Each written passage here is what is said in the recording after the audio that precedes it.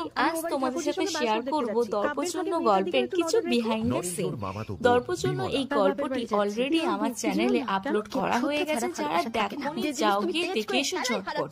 আর দেখে এসে বলো 1 ঘন্টার এই গল্পটা 1.5 মিনিটে তোমাদের কেমন লাগলো। এই গল্পের মধ্যে একটা ছোট্ট টুইস্ট আছে, এখনই আমি বলবো না, আগে তোমরা যাও গিয়ে দেখো গল্পটা, তারপর গেস করো, তারপর আমি বলবো। জানো তো এই গল্পটা ক্রিয়েট করতে আমার 2 দিন সময় লেগেছিল।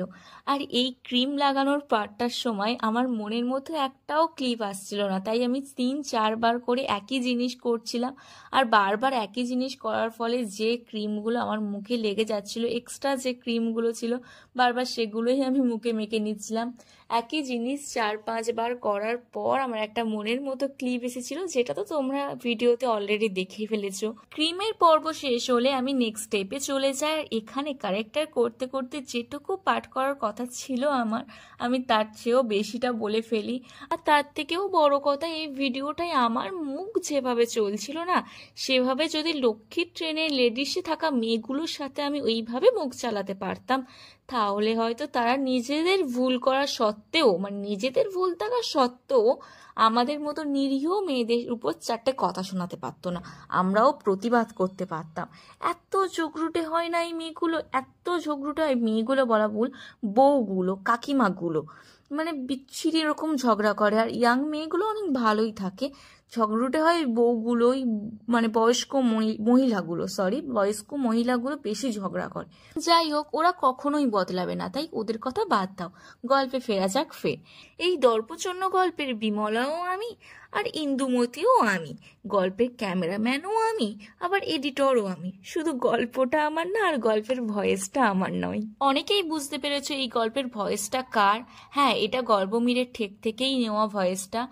আচ্ছা, তোমাদের সাথে একটা কথা ছিল, আমার এই ধরনের ভিডিওগুলো যদি তোমাদের ভালো লাগে তাহলে কমেন্ট করে জানিও, আমি আরও এই ধরনের ভিডিও করব, তাহলে আরও এই ধরনের ভিডিও আমি তাহলে তোমার সাথে শেয়ার করব।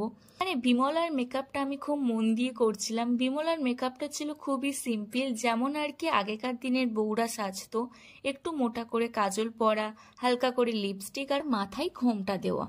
বিমলার লুকটা কিন্তু আমার বেশ লেগেছিল। তোমাদের কার লুকটা বেশি ভালো লেগেছে বলো, বিমলা নাকি ইন্দুমতি? তবে এটা কি জানো, আমি এই গল্পটা ক্রিয়েট করার সময় একবার মেকআপ করেছি। এবার ভাবছো তো, গল্পের লুকটা ছিল 2টো, কিন্তু মেকআপ করলাম একটা, কিভাবে? তাও আবার একজন কালো তো অন্যজন ফর্সা। ভিডিও শুরুতেই বলেছিলাম, মনে আছে? এই ভিডিওতে একটা ছোট্ট টুইস্ট আছে, এটাই হলো সেই টুইস্টটা।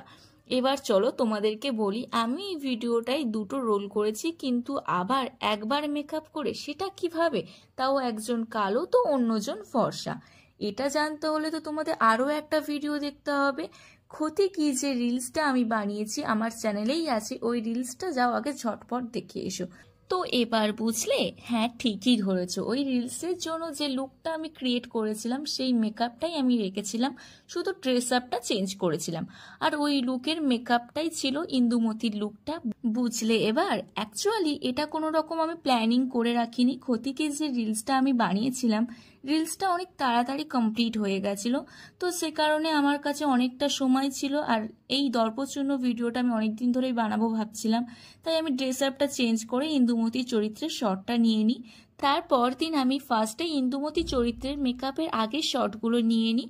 যেহেতু মেকআপের আগের শটগুলো নেওয়া ছিল না, মেকআপের পরের শটগুলো নেওয়া ছিল আগের দিন, তাই তারপর বিমলা চরিত্রের ভিডিও ক্লিপগুলো নিয়ে নিই। বুঝলে ব্যাপারটা এবার? তো আজকের ভিডিওটা এই অবধি ছিল। দর্পচূর্ণ ভিডিওটা তোমাদের কেমন লাগলো অবশ্যই জানিও।